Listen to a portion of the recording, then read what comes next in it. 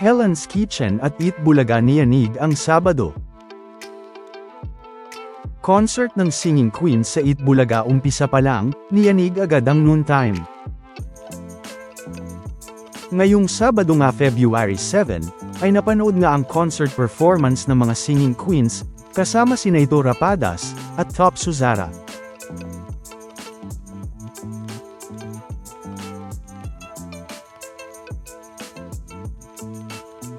Na talaga namang pasabog, dahil pinasabay nga nila dito sa kantahan ang mga manunood, studio audience man yan, team bahay at maging ang mga team online.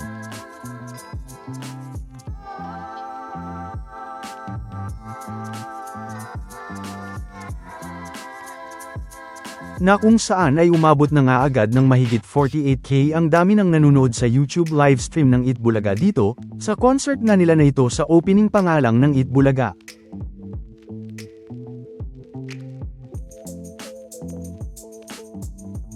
Bumisita din sa Eat Bulaga si Richard Reynoso,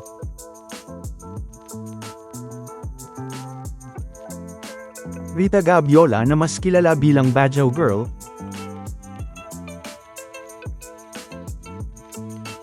at ganun na rin nga si Miss MJ Marfori, na mga naging secret agents nga sa segment na The Age is Right ng Eat Bulaga.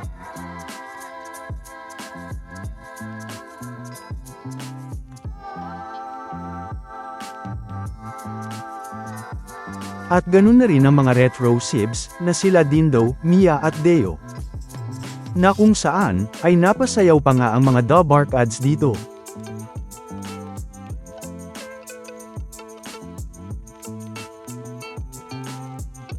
At syempre gaya ng announcement ng mga Dabark ads noong Biyernes February 6, ay napanood din nga ang isa pang pasabog na concert ng mga clones, na sina Mang Doming at Ruel Carino.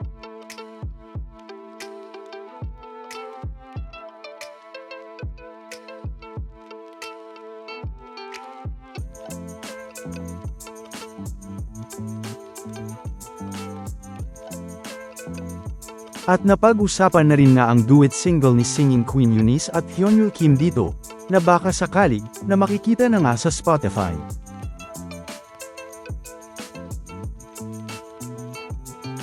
Hindi lang yan, dahil isang special na Gimme 5 laro ng mga Henyo lovers naman ang mga nakasama dito ng mga Dabark ads, dahil ang mga naglaro nga dito, ay mga dating mga child stars at ang kanilang mga partners. Una na nga dyan ay si Tolitz at si Jane.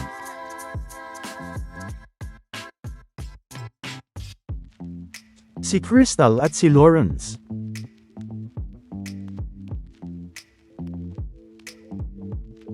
At ganun na rin si Josh at Ali.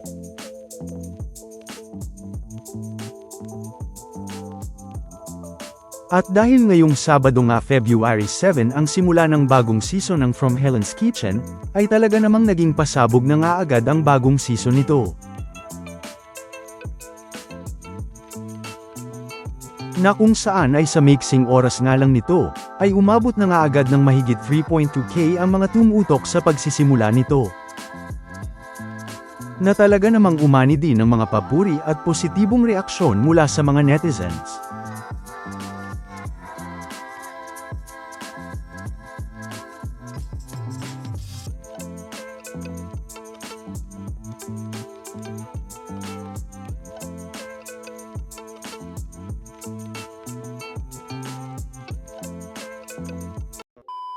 Welcome back mga ka-highlights.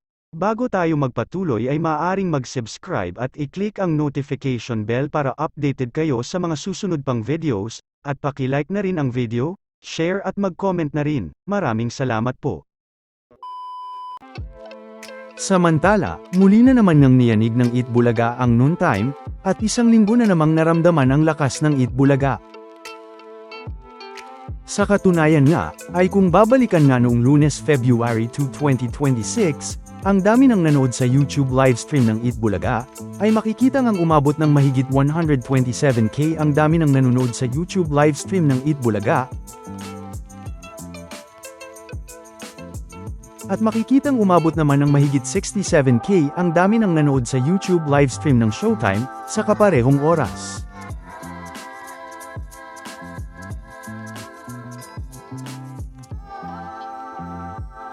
Hindi lang yan, dahil noong Martes naman February 3, 2026, ay makikitang umabot pa rin naman ng mahigit 127K ang dami ng nanonood sa YouTube livestream ng Eat Bulaga.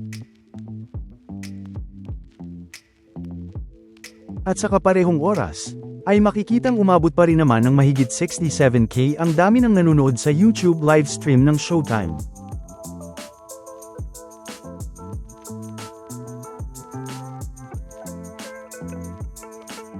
Noong Miyerkules naman February 4, 2026, ay makikitang umabot naman nga ng mahigit 115K ang dami ng nanonood sa YouTube livestream ng Eat Bulaga.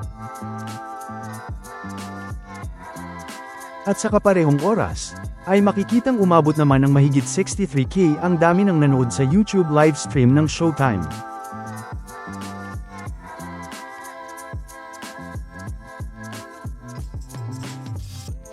Pero, noong Huwebes naman February 5, 2026, ay makikitang umabot naman nga ng mahigit 122K ang dami ng nanonood sa YouTube livestream ng Eat Bulaga.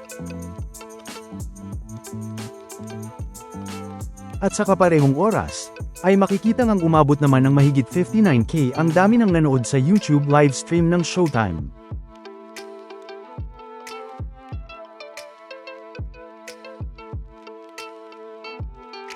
Hindi pa nga natapos dyan, dahil noong Biyernes naman February 6, 2026, ay kahit bumaba, ay mas mataas pa rin ito kung ikukumpara sa katapat nito sa noontime, dahil kahit na makikita ngang umabot ng mahigit 116K ang dami ng nanonood sa YouTube livestream ng Eat Bulaga, ay sa kaparehong oras, ay makikitang umabot naman ng mahigit 61K ang dami ng nanood sa YouTube livestream ng Showtime.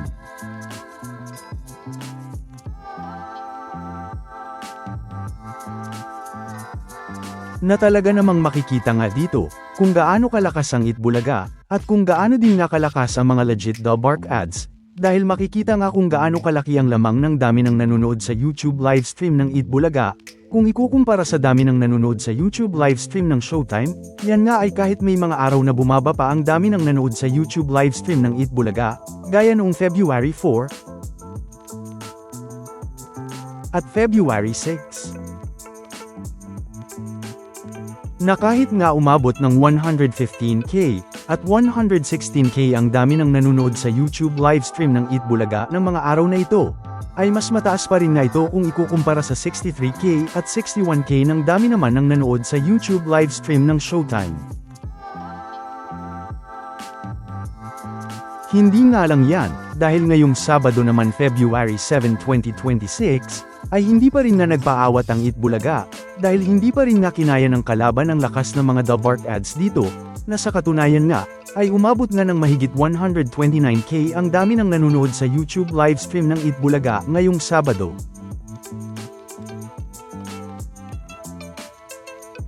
At sa kaparehong oras, ay makikitang may mahigit 57K naman ang dami ng nanood sa YouTube livestream ng Showtime.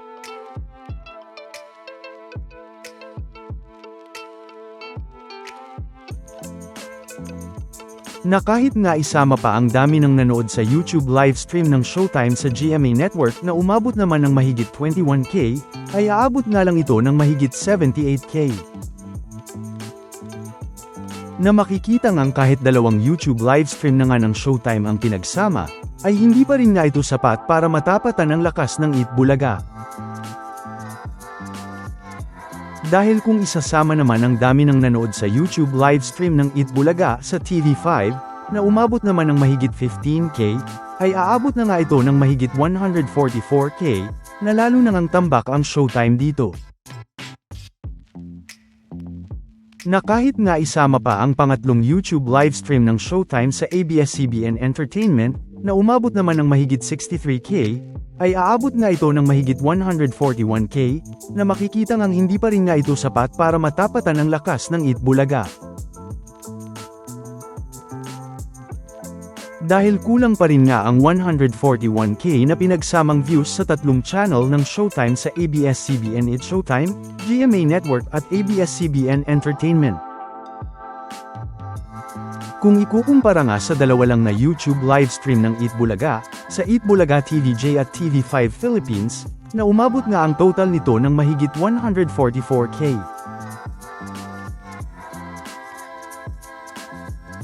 Samantala, ano naman ang mga masasabi nyo patungkol sa mga napag-usapan natin sa video na ito?